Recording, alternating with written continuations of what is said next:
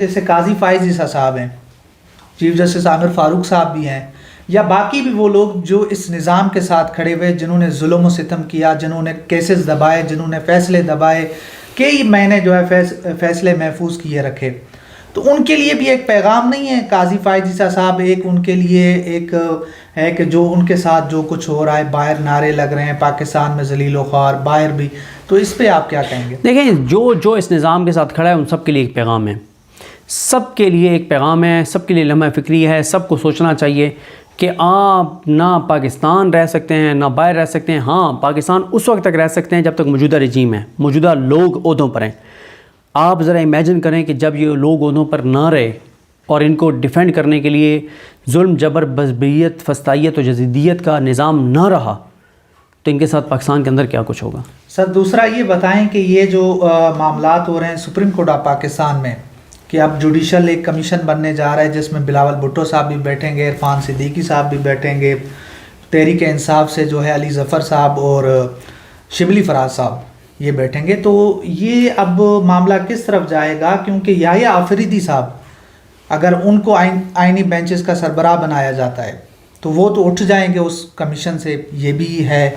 تو اگر امین الدین خان صاحب کو بنایا جاتا ہے تو پھر بھی یہ صورتحال پوری کس طرف جا رہی ہے؟ نہیں، بات یہ ہے کہ ویسے تو پیپلز پارٹی اور نون لیگ کے درمیان بھی اختلافات کا آغاز ہو گیا، جو ان کے اپنے قریبی صحافی ہیں یہ بتا رہے ہیں کہ بلاول بھٹو یہ سمجھتے ہیں کہ کیونکہ اٹارنی جنرل اور وزیر قانون آلریڈی دو بندے نون لیگ کے وہاں پہ ہیں، تو وہ یہ سمجھتے ہیں کہ مطلب بلاول یہ سمجھتے ہیں کہ بلاول کو ہونا چاہیے قومی اسمبلی سے، اور سینٹ سے فاروق اجنائی صاحب کو ہونا چاہیے۔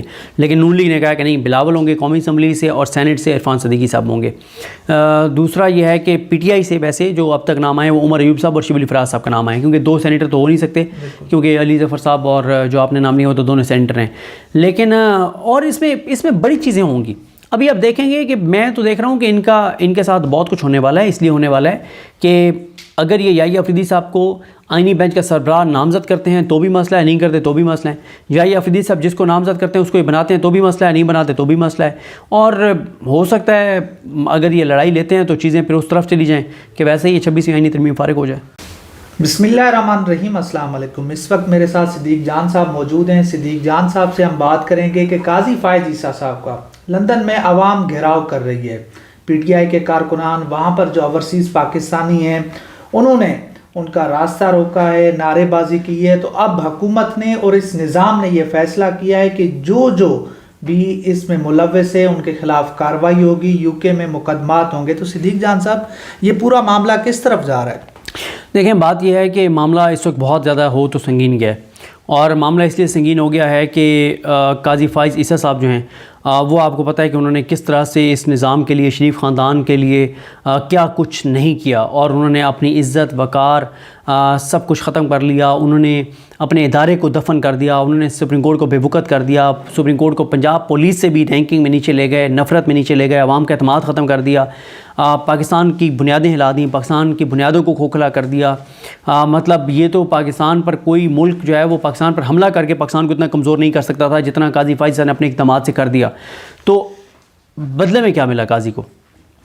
منہ چھپاتے پھر رہے ہیں۔ مطلب منہ تو چلیں وہ انہوں نے چھپانا تھا، ان کی حرکتیں ایسی تھیں، لیکن مسئلہ یہ ہے کہ اس نظام نے ان کے لیے کیا کیا۔ دیکھیں، پہلا تو قاضی فائز صاحب کی فیملی کو شکوہ ہے اس نظام سے اور نون لیگ سے کہ جب 25 اکتوبر کو قاضی فائز عیسیٰ صاحب جو ہیں جمعے کے دن جب قاضی فائز صاحب کے ساتھ رپورٹرز نے جو کچھ کیا تو وہاں پہ ان کو کیوں نہیں قاضی صاحب کو وہاں پہ ڈیفینڈ کیا گیا یا ان کو ریسکیو کیا گیا، لیکن وہاں پہ ان کا شکوہ بنتا نہیں ہے، کیونکہ نون لیگ کو یہ تھوڑی پتہ تھا کہ قاضی صاحب چیف جسٹس پاکستان اس وقت تو تھے کہ چیف جسٹس پاکستان ہوتے ہوئے وہ اپنا کنٹرول اس حد تک کھو دیں گے کہ اس دن ان کو کوئی وکیل، کوئی جج، کوئی عملہ، کوئی سٹاف، کوئی پولیس اہلکار ریسکیو کرنے نہیں آئے گا اور بچانے نہیں آئے گا۔ یہ نون لیگ کو تھوڑی پتہ تھا۔ اگر نون لیگ کو پہلے بتا دیتے تو نون لیگ کے پاس غنڈوں کی اور بدماشوں کی کمی تو نہیں ہے، ٹھیک ہے، چھوٹے چھوٹے قاضی فائز سے ان کے پاس بہت ہیں، تو کسی بھیج دیتے ان کو غنڈوں کو، ٹھیک ہے، وہ وکیلوں کی وردی میں آ جاتے اور وہ رپورٹروں کو آ کے وہاں پہ اور وہ ان پہ تشدد کرتے، ٹھیک ہے، پولیس کو کہہ دیتے، محسن نقوی پولیس کو کہہ دیتے ہیں، پولیس کی وردیوں میں کچھ لوگوں کو بھیج دیا جاتا، ان کو پورا ڈیفینڈ کیا جاتا، ان کا تحفظ کیا جاتا، لیکن وہ کسی کے وہم گمان میں نہیں تھا کہ قاضی اتنا کمزور ہو جائے گا اسی دن جس دن وہ چیف جسٹس پاکستان تھا۔ دوسری بات یہ ہے کہ جو باہر والا شکوہ بنتا ہے قاضی صاحب کا، دیکھیں یہ جو قاضی صاحب جب تقریب سے باہر نکلنے لگے، حالانکہ انہوں نے کتنی دیر ویٹ کیا، کتنی دیر انہوں نے ویٹ کیا، لیکن جب وہ باہر نکلے تو وہاں پہ 15 سے 20 لوگ موجود تھے پروٹیسٹر، اور جنہوں نے نعرے لگائے جو ان سے جواب لینا چاہتے تھے. تو بات یہ ہے کہ وہاں پہ کیا نون لیگ والوں کو نہیں ہونا چاہیے تھا کاؤنٹر کرنے کے لیے پی ٹی آئی والوں کو، قاضی صاحب کے حق میں نعرے لگانے کے لیے؟ اور پھر آپ یہ دیکھ لیں کہ اس وقت قاضی صاحب کو نون لیگ کا سوشل میڈیا بالکل ڈیفینڈ نہیں کر رہا. مطلب آپ لوگوں کو، آپ قاضی کو ٹیشو پیپر کی طرح استعمال کر کے آپ نے مسل کے پھینک دیے، ایسے تھوڑی ہوتا ہے. ٹھیک ہے، ہوا تو یہی ہے، وہی یہی ہوا ہے. وہاں قاضی، اچھا حکومت دیکھیں، وہ بھی حکومت نے نہیں کیا، وہ کسی اور نے کیا کہ ہائی کمیشن کو کہا وہاں پہ کہ قاضی کو وہاں پہ گاڑی دیں اور سارا پروٹوکول دیں. قاضی صاحب کو شرم آنی چاہیے، شرم آنی چاہیے، قاضی فائز صاحب کو شرم آنی چاہیے. اگر اس کے اندر غیرت اور حیا کی رتی ہے، بھائی تم ہوتے کون ہو؟ تم وہاں پہ عوام کے ٹیکس کے پیسوں سے پروٹوکول لیتے پھر ہائی کمیشن کی گاڑیوں سے. وہ جن کو تم نے ڈیلیور کیا ہے، جن انٹرنیشنل قوتوں کو، جن شریف خاندان کے لوگوں کو، تم حسن نواز، حسین نواز کی گاڑی میں پھرو. تمہارا کیا کام ہے پاکستانی ہائی کمیشن کی گاڑی میں؟ اور پاکستانی ہائی کمیشن کے وہاں جو لوگ ہیں ان کو بھی شرم آنی چاہیے. عوام ٹیکس کے پیسے سے اس لیے آپ کو پیسے دیتی ہے کہ آپ جو ہے وہ قاضی جیسے مکروہ اور نیچ کردار کو آپ پروٹوکول دیں. یہ کام تو کیا ہے نا، دیکھیں اس نے، بھائی اس نے کام کیا تو نواز شریف اس کو دے نا، نواز شریف گاڑیاں دے نا، نواز شریف پروٹوکول دے، نواز شریف بندے دے. سر دیکھیں نا، جو قاضی فائز عیسیٰ صاحب تھے وہ اس نظام کی گارنٹی تھے. وہ بھائی نظام کو جو چلانے والے ہیں وہ نواز شریف نہیں تھا وہ بھائی، لیکن اس نے سب سے زیادہ فائدہ تو نواز شریف کا کیا نا. میں تو اس سائڈ کی بات کر رہا ہوں کہ ہمارے ابھی بھی وہ مکروہ انسان ہمارے ٹیکس کے پیسوں سے کیوں پروٹوکول لیتا پھر ہے، عوام کے ٹیکس کے پیسوں سے کیوں لیتا پھر ہے؟ تو جائے نا، کہے نا وہاں پہ کسی اور کو. ٹھیک ہے، وہ بھارت جو خوش ہے قاضی فائز کی وجہ سے کہ اس نے پاکستان کی بنیادیں ہلا دی اور کمزور کر دی، اس مودی کو کہنا کہ وہ وہاں پہ گاڑیاں دے دے اور پروٹوکول دے دے جن کو اس کو فائدہ ہوا ہے قاضی فائز کی وجہ سے. تو اس ساری صورتحال میں میں یہ سمجھتا ہوں کہ نون لیگ پہ قاضی صاحب گرم بہت ہیں، غصے بہت ہیں کہ اس دن نون لیگ کے کارکنان کو وہاں پہ ہونا چاہیے. اور اطلاعات یہ ہیں کہ قاضی صاحب کی فیملی جو ہے وہ بھی انہوں نے بھی ڈسپلے شو کیا اور انہوں نے میسیج دیا ہے کہ تسی چنگی نہیں کی تھی. لیکن نون لیگ کی تاریخ رہی ہے، نون لیگ نے جس کو استعمال کیا ہے، جس نے ان کے لیے کام کیا ہے، نون لیگ تو وہ ان کو بھول گئی ہے.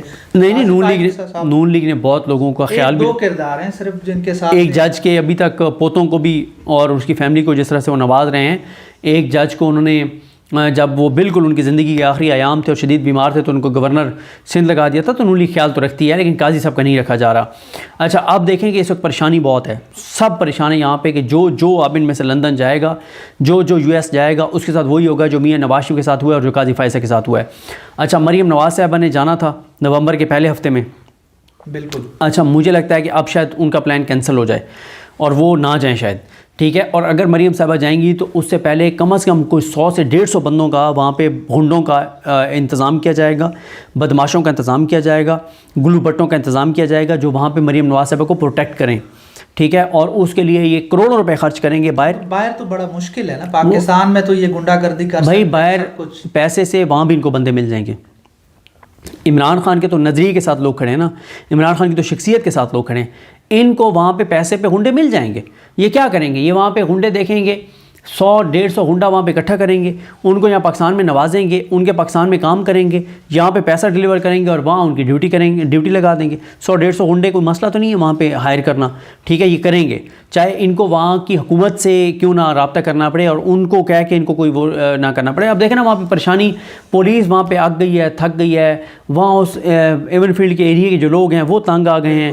مطلب وہاں ایک بار تو دیکھیں، ایک بات تو ہے، میاں صاحب وہ پرسنالٹی ہیں کہ میاں صاحب جاتے ہیں لندن تو پورے یو کے کو لگ پتہ جاتا ہے کہ کوئی بندہ آیا ہے. بالکل.